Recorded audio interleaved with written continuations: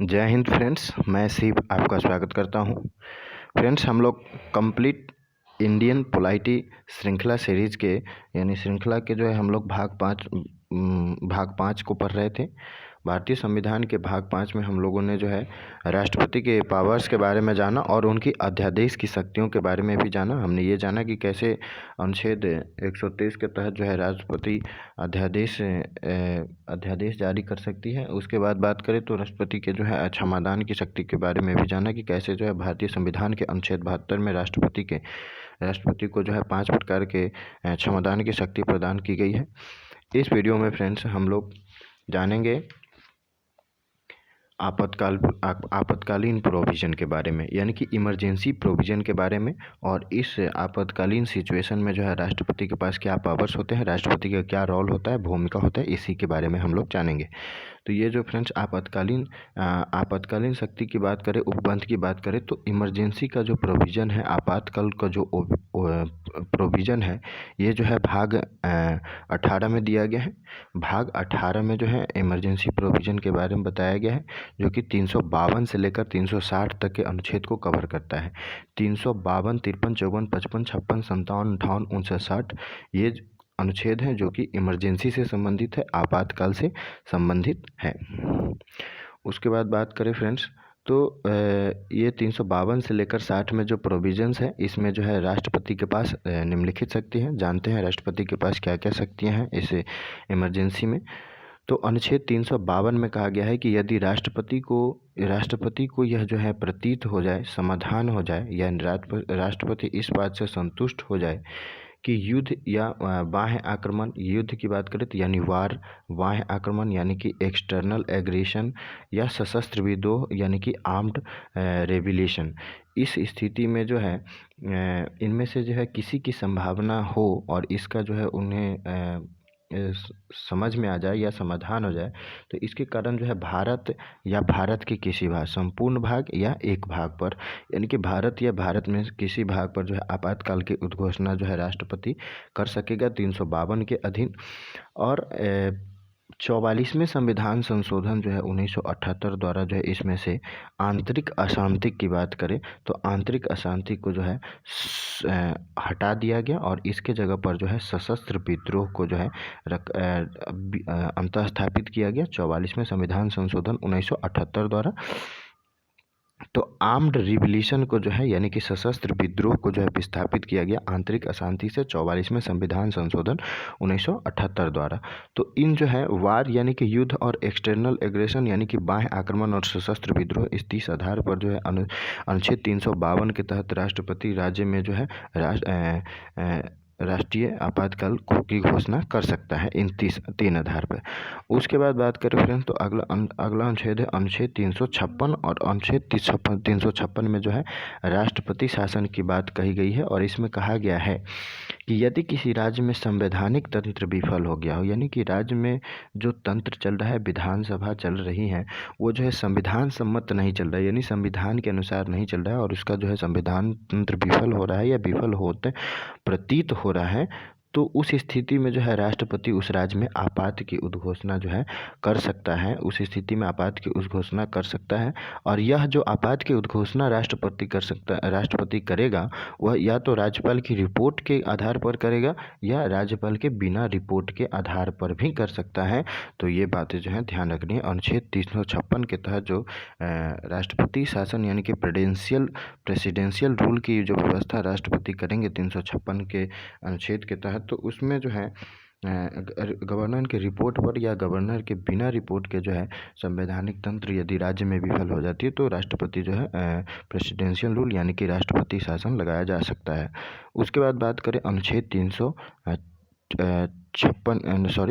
360 की, तो 360 में जो है फाइनेंशियल यानी कि वित्तीय स्थिरता की बात करें, यानी कि फाइनेंशियल वित्तीय आपात की घोषणा जो है इसमें किया जा सकता है 360 के अधीन। तो इसमें बताया गया है कि राष्ट्रपति को जो है यह समाधान हो जाता है कि भारत या इसके किसी भी भाग में, भारत या इसके किसी भी भाग में जो है फाइनेंशियल स्टेबिलिटी यानी कि वित्तीय स्थायित्व यानी कि फाइनेंशियल स्टेबिलिटी और साख यानी कि क्रेडिट जो है ये दोनों संकट में है, खतरा में है। फाइनेंशियल एबिलिटी और साख जो है ये दोनों खतरा में है। तो इस स्थिति में जो वह वित्तीय आपात की उद्घोषणा कर सकेगा। और अभी तक जो है भारत में बात करें तो अभी तक जो है वित्तीय आपात की उद्घोषणा नहीं की गई है। तो ये बातें जो है ध्यान रखना है। उसके बाद अन्य शक्तियों की बात करें फ्रेंड्स, अदर शक्तियों की बात करें तो अदर शक्तियों में शामिल है अनुच्छेद 77(3). अनुच्छेद 77(3) में यह कहा गया है, इसके अंतर्गत जो है राष्ट्रपति भारत सरकार का कार्य अधिक सुविधापूर्वक हो, इसके लिए जो है मंत्रियों को जो है उक्त कार्य के आवंटन के लिए नियम बनाएगा। कि सरकार का कार्य जो है सुविधापूर्वक हो तो राष्ट्रपति जो है इसके लिए आवंटन के नियम बनाएगा। तो ये जो है अनुच्छेद 77(3) में राष्ट्रपति को ये पावर दी गई है। उसके बाद अनुच्छेद 239 की बात करें तो अनुच्छेद 239 के तहत जो है यूनियन टेरिटरी यानी कि संघ राज क्षेत्र, केंद्र शासित प्रदेश जैसे कि दिल्ली, अंडमान निकोबार, लक्षद्वीप और पुडुचेरी, ये सब जो है संघ राज प्रशासित प्रदेश है। जम्मू कश्मीर, लद्दाख, तो इनके प्रशासन से संबंधित नियम जो है राष्ट्रपति बनाएगा और वो भी जो है अनुच्छेद 239 के अधीन होकर। उसके बाद बात करें फ्रेंड्स तो अनुच्छेद 341 और 342। तो अनुच्छेद 341 में जो अनुसूचित जाति के बारे में और अनुच्छेद 342 में जो अनुसूचित जनजाति के बारे में जो उसको पहचानने और उसको जो है सूची में जो है शामिल करने की जो है शक्ति राष्ट्रपति को दी गई है। तो अनुच्छेद 341 में अनुसूचित जाति के बारे में और 342 में अनुसूचित जनजाति के बारे में जो है राष्ट्रपति को पहचानने और उसे जो है सूची में शामिल करने की शक्ति दी गई। उसके बाद बात करें फ्रेंड्स तो अनुच्छेद 339 में दिया गया है, इसके तहत जो है अनुसूचित क्षेत्र के जो प्रशासन होते हैं उस प्रशासन के जो है नियम बनाने से संबंधित जो है राष्ट्रपति को शक्ति दी गई है अनुच्छेद 339 में। तुलना के माध्यम से जो है हम इस आपातकाल को पढ़ लेते हैं ताकि जो है समझने में काफ़ी आसानी हो। तो फ्रेंड्स ये राष्ट्रीय आपातकाल की बात हो रही है जो कि 352 के अधीन लगाया जाता है राष्ट्रपति को, राष्ट्रपति द्वारा बाह्य आक्रमण, सशस्त्र विद्रोह और युद्ध की स्थिति में। इसके बाद ये राष्ट्रपति शासन की बात हो रही है यानी कि प्रेसिडेंशियल रूल, यानी कि इसका जो है प्रावधान अनुच्छेद 356 में दिया गया है। और ये जो है राज्य में संविधान सम्मत जो है तंत्र विफल होने पर राज्यपाल की रिपोर्ट या बिना रिपोर्ट के जो है राष्ट्रपति द्वारा लगाया जाता है। उसके बाद वित्तीय आपात की बात करें तो इस स्थिति में जो है राष्ट्रपति यदि इस बात से सहमत हो कि भारत सरकार के संपूर्ण भाग या किसी भाग में वित्तीय स्थिरता या उसका साख जो है खतरा में है, तो इस स्थिति में राष्ट्रपति आर्टिकल 360 के तहत जो है वित्तीय आपातकाल की उद्घोषणा करती है। तो ये जो है इन तीनों से संबंधित आर्टिकल है। ये नेशनल इमरजेंसी की बात हो रही है, ये प्रेसिडेंशियल रूल की बात हो रही है और ये फाइनेंशियल इमरजेंसी की बात हो रही है। तो ये बातें आपको ध्यान रखनी है। उसके बाद मंत्रिमंडल की भूमिका की बात करें तो मंत्रिमंडल की भूमिका जो है, यदि मंत्रिमंडल जो है लिखित सिफारिश देगा तब ये जो है राष्ट्रीय आपातकाल की उद्घोषणा होगी। यानी कि मंत्रिमंडल जो है लिखित रूप से सिफारिश कर दे राष्ट्रपति को, तो इस प्रकार जो है इसमें राष्ट्रीय आपातकाल लगाया जाएगा। उसके बाद बात करें तो सिर्फ मंत्रिमंडल के सलाह पर ही जो है यह राष्ट्रपति शासन किसी राज्य में लग जाएगा, किसी मंत्रिमंडल के सलाह पर ही। और ये भी जो है मंत्रिमंडल के सलाह पर ही जो है वित्तीय आपातकाल लगाया जाता है। उसके बाद अवधि की बात करें कि कौन से आपातकाल की अवधि कैसी होती है, तो राष्ट्रीय आपातकाल की अवधि की बात करें तो पहली बार में जो है फ्रेंड्स राष्ट्रीय आपातकाल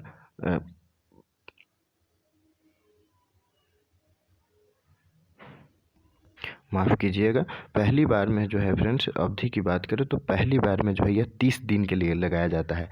राष्ट्रीय आपात जो है पहली बार में 30 दिन यानी कि 1 महीना के लिए लगता है। और संसद के दोनों सदन यदि इसे अनुमोदन कर देते हैं तो प्रत्येक 6 माह में जो है इसको जो है अनुमोदित कर के दोनों सदनों द्वारा अनिश्चित काल तक के लिए राष्ट्रीय आपातकाल को बढ़ाया जा सकता है। तो ये बात ध्यान रखें कि यदि पहली बार में यह 30 महीना के लिए वैलिड रहेगा, लेकिन उस 30 महीना का 30 दिन के लिए यानी 1 महीने के लिए, और इस स्थिति में अगर संसद के दोनों सदन इसको अनुमोदन दे रहा है तो इस स्थिति स्वीकृत कर दे रहा है, तो यह जो है प्रत्येक 6 महीना पर जो है स्वीकृत कर करके अनिश्चित काल तक बढ़ाया जा सकता है।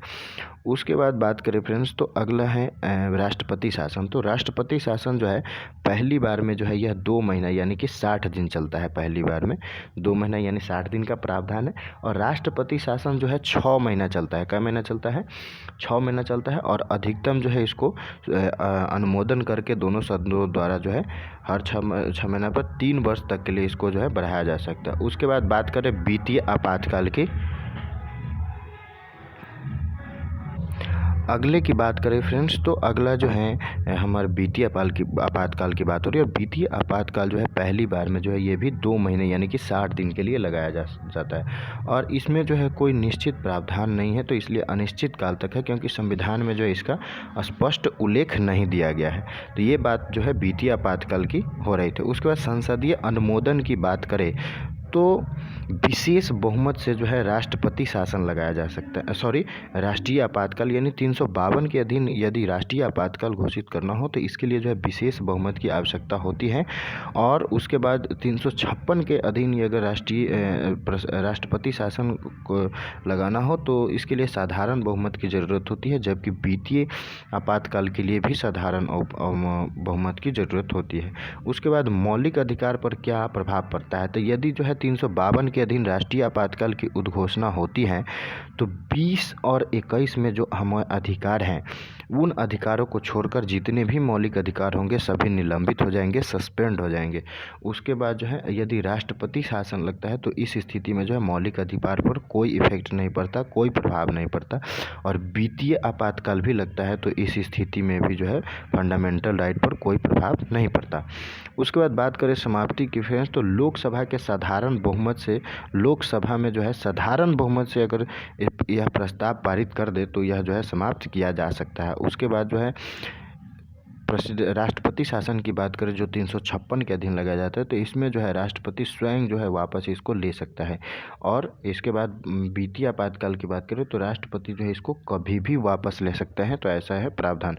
तो ये जो है हम लोगों ने अंतर के माध्यम से जो है राष्ट्रपति की जो आपातकाल की शक्तियाँ हैं और उसमें जो है 352 में राष्ट्रीय आपात, 356 में राष्ट्रपति शासन और 360 में वित्तीय आपातकाल का जो वर्णन दिया गया है वो जो है हमने अंतर के माध्यम से जाना और इसके जो भी फैक्ट्स एग्ज़ाम के हिसाब से बनते हैं उसे हम लोगों ने समझने का प्रयास किया।